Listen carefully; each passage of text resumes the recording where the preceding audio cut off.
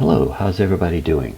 Since it's the holiday season, I thought I would do a little quick video on how we can bring out the best features of the photographs that we take when we're taking Christmas lights with people.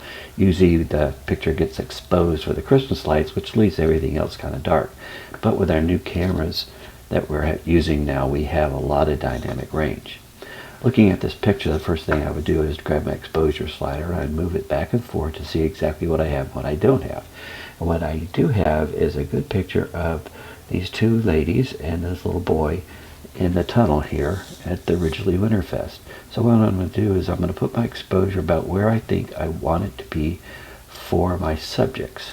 The next thing I'm going to do is go up to my masking and I'm going to grab objects and we are going to mask out this arch of snowmen. We're just going to do it real quick because this tool is so good you don't have to be precise.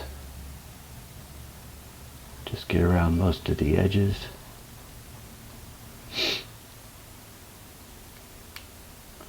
And then what I like to do is also fill in a little bit in the center just to let it know that I do want everything in here. Alright, so now we've got it masked. I'm going to bring my exposure down a little bit and bring up the contrast and maybe a little clarity and maybe just a little bit on the highlights. I don't want to blow it out too much. So now we've got our snowman arch back the way we wanted it. The next thing I want to do is probably add another mask around our subjects, and we're going to use that object. And again, you don't have to be perfect because this thing is so good it will grab everything that we need. Alright, so we got our two ladies here and we're going to bump up the exposure a little bit and the shadows, maybe a little contrast, and warm them up just a little bit. Let's see if a little clarity will help. Yeah, just a little bit. Next thing we're going to do is grab another mask object and we're going to get our little boy here just like this, and we're going to give him a little exposure so we can see his face.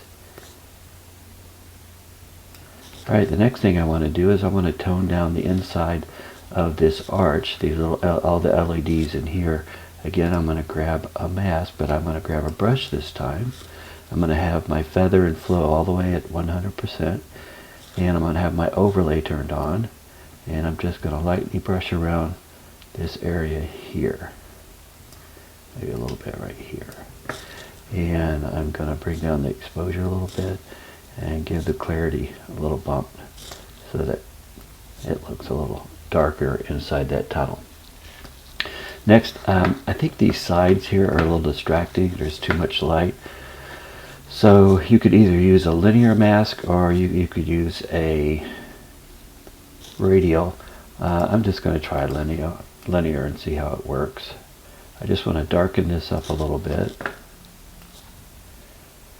Just a little too distracting, and it got on the edges here a little bit. I'll turn my overlay on, take a subtract with a brush and brush off any of the purple that's in here. I'm going to do the same thing at the top.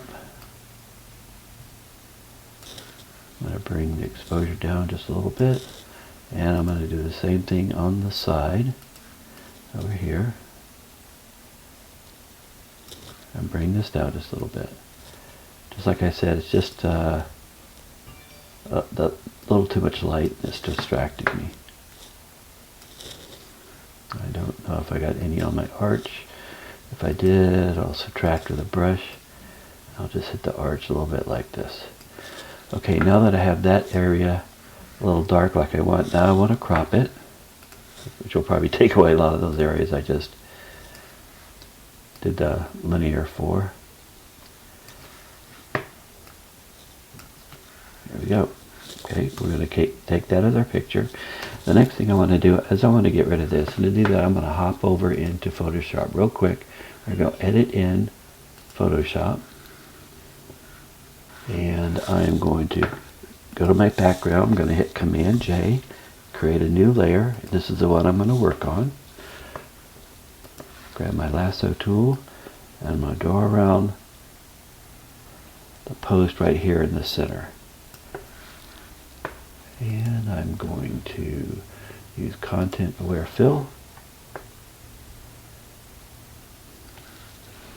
I'm going to use my brush in minus to take it off anything that I don't want to be considered for the background. Fill. That looks pretty good. Click OK. Take a look at our picture. Hit Command D to take away the marching ants. That looks pretty good. Now I'm just going to hit save. And that's going to take us right back into Lightroom. So here we are in Lightroom, and you can see that the post is gone now. Next thing I want to do is, we have lights coming in here, and light is all around, and it's spilling out onto the sidewalk here. So I just want to put a little light in there. So I'm going to grab my brush. I'm going to turn the exposure up a little bit just so I can see it. I'm going to start kind of small here. I'm going to click once. I'm going to come out here and make it a little bigger, like this. Hold my shift key down and click again. And just adjust the light. So as you can see it's just a little light, but you know, that's actually what's coming out of there. It's not just a flat asphalt color. There is light coming out. I don't think we can probably you can warm it up a little bit. Let's see now. There we go. So with all our masks, we went from something like this to something like this. Big change. So we have a lot of information on those raw files, and let's take advantage of it using our tone settings and our masking, and we can come out with a really good picture when we thought we had completely blown it. I hope everybody has good holidays, and I'll talk to you soon.